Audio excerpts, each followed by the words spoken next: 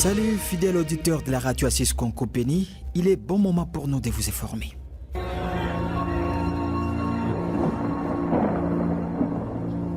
Oasis, la météo. Voici comment se présente la tendance du ciel ce vendredi 20 septembre 2024 à Ville du Béni. Levé du soleil 5h51 et au coucher 18h58. La température maximale s'est ressentie à 27 degrés Celsius et la minimale à 18 degrés Celsius. Le vent court à 15 km par heure l'avant-midi à direction sud-est et à même vitesse l'après-midi à direction est. Ce jour, le ciel sera nuagé accompagné d'orages et averses. La météo prévoit un risque de pluie variant entre 25 et 50 degrés Celsius ce vendredi dans la ville de Béni. Restez donc sur Fosaga.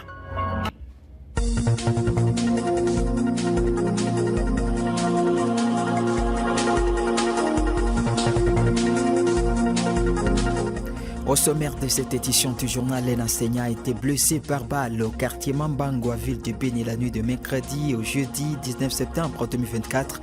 La société civile locale interpelle les autorités compétentes et appelle la population à l'effet patriotique. Et puis, le député national Arsène Mouaka dit qu'avec les autres députés de la région de Béni, ils vont plaider pour le déploiement des engins roulables pour la circulation de militaires et policiers afin de résoudre les problèmes sécuritaires. Vous aurez à l'écouter dans ce journal.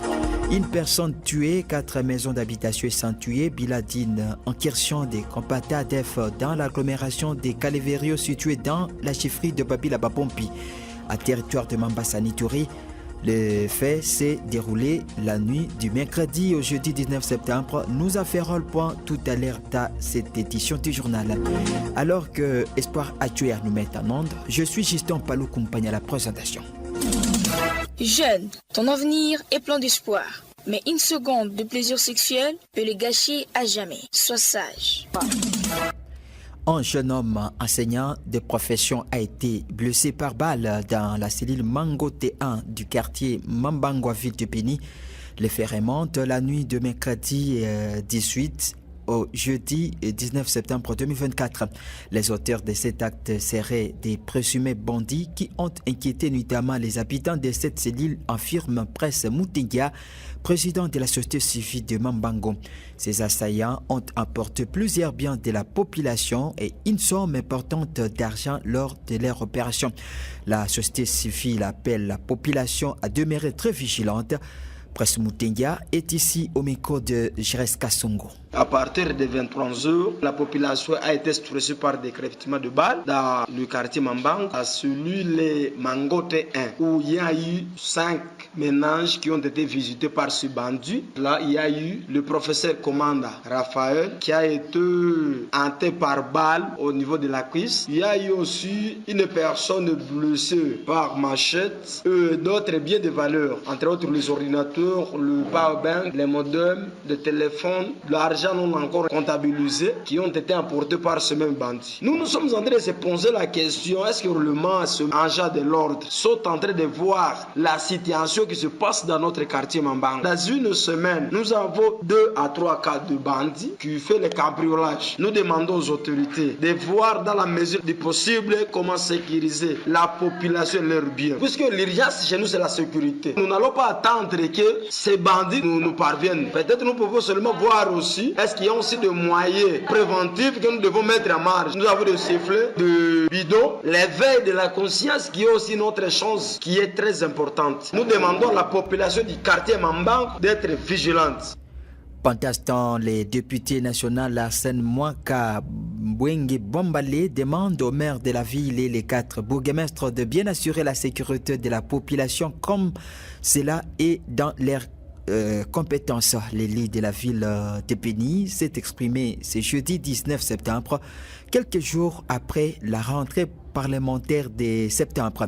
Le professeur Arsène Mouaka indique qu'en cours de cette session, les députés de la région de Béni vont plaider pour le déploiement des agents roulables pour la circulation des militaires et policiers, mais aussi pour que ceux-ci vivent dans de bonnes conditions. Nous proposons de l'écouter dans cet extrait sonore. notre priorité va être la sécurité et la guerre. Dans la sécurité et la guerre, notre pouvoir est limité à pratiquement la dotation de notre armée, de notre police et des services de sécurité en outils nécessaires pour faire le travail. Parce que l'effort qui avait été fourni en 2011, avec tout ce qu'il y a eu comme Kamaz, Defender et tout le nécessaire pour faire la guerre, nous allons encore le refaire pour que notre armée soit digne. Néanmoins, je voulais dire que pour ce qui est de la sécurité urbaine, pour ce qui est de l'insécurité sur la voie des routes, là où c'est pacifié par l'armée, cela est de la responsabilité du comité de sécurité urbain et du comité de sécurité du territoire. Ces deux comités de sécurité doivent jouer leur rôle. Ce n'est pas au Parlement qu'on va résoudre les problèmes de la sécurité en Gongolio, à Katabi, c'est pas Boïken et partout dans la ville. C'est au comité de sécurité. Il y a des gens qui sont compétents pour ça. Les gens ne doivent pas continuer à tambouriner les bidons, les couvercles de leurs casseroles, des sifflets et autres, alors qu'ils sont là pour ça. À cette même occasion, le député national Arsène Mouaka indique qu'il mènera avec ses collègues un combat au Parlement pour la suppression des zones salariales pour les enseignants des écoles primaires et secondaires. Il appelle donc les enseignants à l'apaisement, tout en précisant que leur question est en train d'être débattue entre le gouvernement et les syndicats. On l'écoute encore une fois. Pendant la campagne et même pendant les vacances, les enseignants ont continué à le dire. Je sais que pour ce qui est du montant de leur salaire à augmenter, leur syndicat est en discussion avec le gouvernement. Cela est aussi vrai pour l'enseignement supérieur et universitaire. Et donc les syndicats font leur boulot puisque la répartition du salaire dépend du gouvernement. Nous, les députés, nous votons l'enveloppe salariale dans son ensemble, mais les détails de la répartition relèvent de la compétence du gouvernement. Et donc nous veillerons pour que cette histoire des zones salariales disparaissent et nous nous battrons. C'est un combat qu'on commence, je ne dis pas tout de suite on le termine, et nous nous battrons contre le gouvernement pour que l'on ne puisse pas payer les enseignants de l'intérieur du pays différemment des enseignants qui sont dans les villes. Cela ne se fait pas pour les agronomes, cela ne se fait pas pour les vétérinaires, ça ne se fait pas pour les autres catégories comme les professeurs d'université, les chefs de travaux, les assistants. Tous sont payés sur l'étendue de la République de la même manière. On ne comprendra pas qu'il y ait une injustice à l'endroit des enseignants de l'école primaire et secondaire et de la maternelle. Et donc nous nous battrons pour ça. Oasis. Vous informer, vous éduquer et vous divertir, tel est notre devoir sacré. Oasis. Oasis. Les réalités de votre quotidien. La vie de peuple pygmée vivant dans les secteurs de Bapéré et sous menace de l'activisme des ADF observé ces jours dans cette partie nord du territoire des Lubero. D'après Fungabitu Ayalia, porte-parole de pygmées vivant en groupement Bampakombe, ces peuples autochtones craignant la violence des assaillants sont obligés d'abandonner leur campement et d'aller se concentrer dans le village supposé sécurisé. Dans leur nouveau lieu de refuge, ces peuples autochtones en provenance des Teoulé manquent presque vraiment tout. Nous proposons donc ici de l'écouter. Nous sommes arrivés samedi soir, tellement fatigués. À tout moment, avec nos bagages, nous étions nombreux en provenance de Teoulé. Actuellement, la vie n'est plus dans l'ordinaire avec les déplacements répétitifs. Ce n'est plus une vie normale comme avant. Ce n'est que recul vraiment. On est stable quand on est chez soi. Maintenant, nous sommes embarrassés de rester chez autrui. On ne sait pas que faire vraiment. Consécutivement aux débandades régulières, nous demandons aux autorités de la République de tout faire pour neutraliser l'ADF qui nous déstabilise nuit et jour. Nous, des pygmées, nous fuyons aussi parce que pour l'ADF, pas question d'une tribu ou d'une autre. Il tue aussi des pygmées. Il veut simplement neutraliser notre tribu. Que leurs collaborateurs cessent avec cette pratique, puisque ce sont eux qui nous amènent l'ennemi, qui nous tue et qui tue nos proches. Les agglomérations de Kiseguru et Katuiguru, deux villages du groupement Binza situés sur l'axe Kiwanja-Ishasha dans le territoire de Rutshuru, se vident progressivement de ses habitants depuis une semaine. Ceci suite à l'inaccessibilité à l'air champ situé dans la partie ouest de ce village et la multiplicité des cas de pillage. Ces déplacés ne savent pas comment ils vont survivre dans leur milliers de refuges. C'est un reportage de Isaac Makuta depuis la zone. Ils sont majoritairement des paysans cultivateurs qui avaient des champs à Kanzanza, Katanga, Darfour, Kinyangobe, aussi Kanyukio, champs situés à l'ouest de la localité de Kiseguru. Depuis une semaine, ils abandonnent leurs maisons. Nos sources renseignent que certains habitants de cette contrée se dirigent vers Kisharo et Nyamilima, toujours à groupement Binzan. Une partie prend la direction du pays voisin l'Ouganda, les autres arrivent à Massa et à Kiwanja avant nous apprendre. Selon certains, le fait de les chasser dans leurs champs les expose à plusieurs dangers. En outre, l'incertitude sécuritaire en est aussi un élément motif de leur fuite, renseigne-t-il. La situation de Katuiguru n'est pas bonne. La population se déplace, les uns se dirigent vers l'Ouganda et les autres à Kiwanja. Ils craignent des pillages à répétition. À Kiwanja, ils sont frappés par l'enfer dans leur famille d'accueil. Signalons que ces nouveaux déplacés s'ajoutent sur d'autres qui sont venus récemment de Busanza. Conséquence, il y a un accroissement des enfants commandeurs dans l'agglomération de Kiwanja. La nuit dernière, 4 enfants déplacés, dont l'un de moins de 2 ans, ont été ramassés à 22h au quartier Boutourande, ne sachant pas où aller. Depuis Kiwanja, Isaac Makuta, Oasis Congo Béni. Le commandant secteur opérationnel Sokola Anka Nord, le général-major Benon Mandefou, a échangé ce jeudi avec les structures de la société civile du territoire de Mambasa à Ituri. Ces échanges qui se sont déroulés à Biakato portant sur la situation sécuritaire actuelle caractérisée par les attaques des ADF, mais aussi sur les faux Ouazalendo et les barrières illégales dans ces territoires de la province de l'Ituri. À l'issue des échanges, les commandants sectaires a ordonné la suppression de barrières illégales érigées sur le tronçon Mambasa. Une décision saluée par la CRDH locale qui promet accompagner la coalition FARDC-UPDF pour la pacification du territoire. Écoutons Rasma Malikidogo, ce secrétaire au micro de Maki Baraka. Avec la force conjointe FARDC-UPDF, nous pensons que la paix doit venir avec les efforts qu'ils sont en train de fournir. C'est la réponse qui nous a réservé qu'ils vont supprimer toutes les barrières érigées par les militaires parce que ces barrières aussi brisent le mariage civilo-militaire. Vraiment, nous remercions cet Ansiras. Donc au total, 26 barrières sur toute l'étendue de la chefferie de Babila Babombe.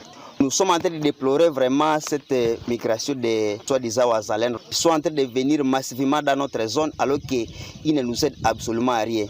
Il y a des zones qui même contrôlent dans les Bakaïkou qui sont en train d'être attaquées par les ADF alors qu'ils sont là. Notre engagement est d'accompagner nos forces loyalistes, le FARDC. Nous sommes déterminés à les accompagner dans les processus de la paix. À cette occasion, le porte-parole de FARDC, le lieutenant Marc Asukaï, encourage la population à collaborer avec l'armée congolaise en alertant sur tout dérapage des éléments loyalistes qui se déguisent en vendeurs de cacao. Il s'observe ces derniers temps une petite accalmie sur l'axe routier Luna Komanda, chef de Wallace Vonkutu depuis le mois de juillet de l'année 2024.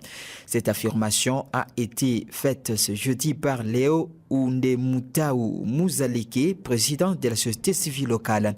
À la croire, c'est grâce aux efforts consentis par les forces loyalistes que cette accalmie s'y observe. Celui-ci a par cette même occasion affirmé que le village Luna du groupement Banda Vilimba, chefferie de Wallace Vonkutu, compte actuellement plus de 1600 ménages de retournés dans un entretien avec la société civile Force Vive du village. C'était ce jeudi 19 septembre 2024. On écoute Léo Oundemutaou qui recommande à la mutualisation des forces FARDC et UPDF d'intensifier les opérations de patrouille dans cette partie du territoire national. À partir de juillet, à nos jours. Il y a un peu de calmie qui s'observe sur la RN4 sur l'axe Luna Comanda. Néanmoins, ce que nous constatons avec amertume, plusieurs massacres sont en train de se dérouler dans les champs de la population par les ADF NALU et les bandes de bandits ou groupes de jeunes armés venus du Nord Kivu dans le but de s'enrichir des cacao d'autrui. C'est cela qui déstabilise la sécurité dans les villages de Luna Samboko et ses environs. Partant de la calmie qui s'observe sur la RN4 et dans les périphéries de l'agglomération, la population retournée est estimée en termes de ménages et en nombre de populations, c'est-à-dire il y a 1701 ménages. La population de Luna Samboko et ses environs remercie tous les efforts fournis par l'administrateur militaire du territoire d'Irum et les membres de sécurité qui l'entourent pour avoir imposé la paix dans la zone partant de sa diplomatie militaire et administrative. Elle recommande à la FARDC et Opération Oshuja d'intensifier les patrouilles de combat dans toutes les étendues du groupement de Banda-Vilemba pour éradiquer les phénomènes ADF NALU. Les combattants ADF ont attaqué l'agglomération de Kaleverio, entité située dans le village Katanga, groupement Banco, les chefferies de Babila Babombi, territoire de Mambasa, Nitori. C'était la nuit du mercredi au jeudi 19 septembre 2024. Grace Kakine, secrétaire de la CERDH locale qui confirme cette information, dresse le bilan provisoire d'une personne du nom de Pierre tuée aux côtés des 4 maisons d'habitation écentuées. C'est des fasseurs des droits humains qui condamnent cette attaque, appellent la population à la vigilance et aux autorités militaires de bien jouer leur rôle pour que la paix soit restaurée dans la zone.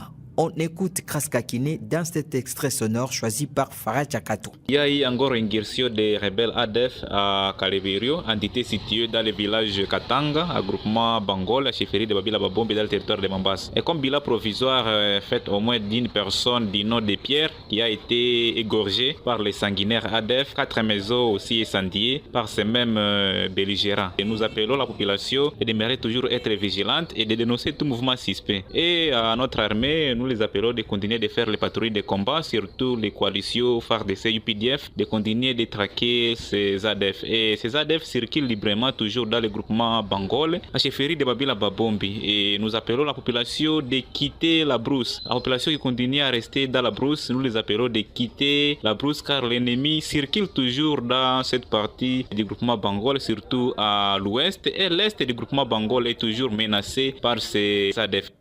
Et puis des combats ont opposé ce jeudi 19 septembre dans la matinée les casques bleus de la MONUSCO aux miliciens de la Codeco dans le centre de Boulé, à 90 km au nord de Bunia, dans les territoires de Djougouani-Touri.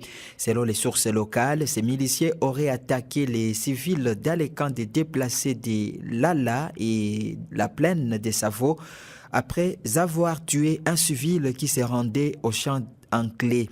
Alertés, les soldats de la paix se sont déployés sur place afin de protéger les civils. Des témoins rapportent que depuis jeudi matin, des tirs à l'arme lourde et légère retendissaient dans la zone, paralysant ainsi toutes les activités. Aucun bilan de ces affrontements n'est vraiment encore disponible. Mesdames, Messieurs, voilà ce qui met un point final à cette édition mise impeccablement en onde par Espoir Adjoa. Jeté à sa présentation, Juste Palou Compagna, c'est moi. Merci à vous tous de nous avoir suivis.